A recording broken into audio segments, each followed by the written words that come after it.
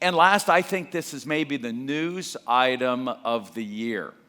So McDonald's, as you've seen around the world, and several others have begun to install kiosks as a way to really replace human beings on the team.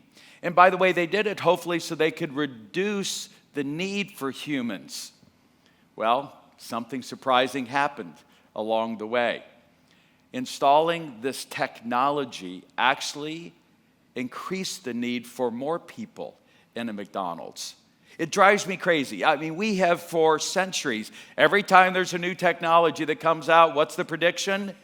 We're going to kill all of the jobs. We're not going to need any human beings. And sure enough, it's increased. By the way, it's because it fixed a psychological problem. Now, hopefully most of you don't eat McDonald's. A few of you look like you do, but we'll discuss that later. But hey, your kids want to go, and so you bring them in line, and there's a big long line, and so look, we did it. Hey kids, hurry up, rush, get something ordered. Everybody's waiting for us, and so you order quickly. But if you've got 2 people, 3 people maybe taking orders. But if I've got dozens of those, then we can first of all what? Take time.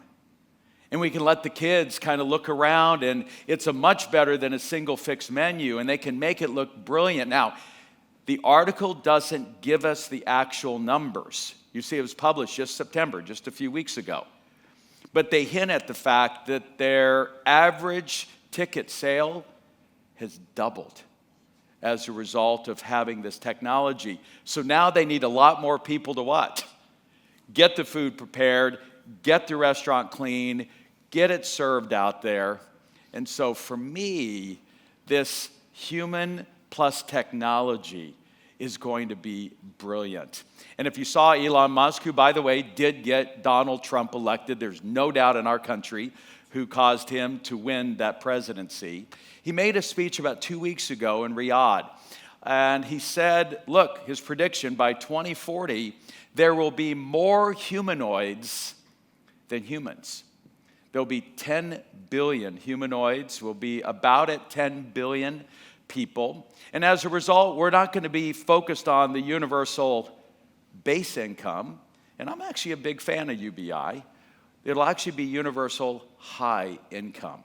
And so, look, I think the future is unbelievably bright if we can find a way to meld carbon and silicon in order to get things done. And so, a question. How many of you are actually the owner of the business? I do want to see a show of hands. How many actually own the business? All right. What is the number one job of the owner of the business? Just shout it out. What do you think it is? What's the number one job of the owner of the business? What's that? Maybe. Vision, maybe.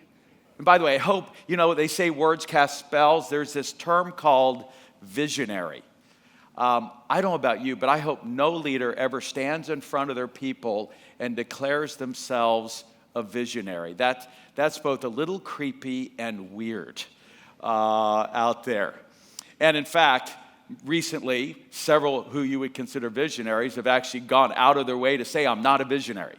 All right? It's okay if somebody else calls you that, and vision's a piece of this, but what is the number one job of the owner?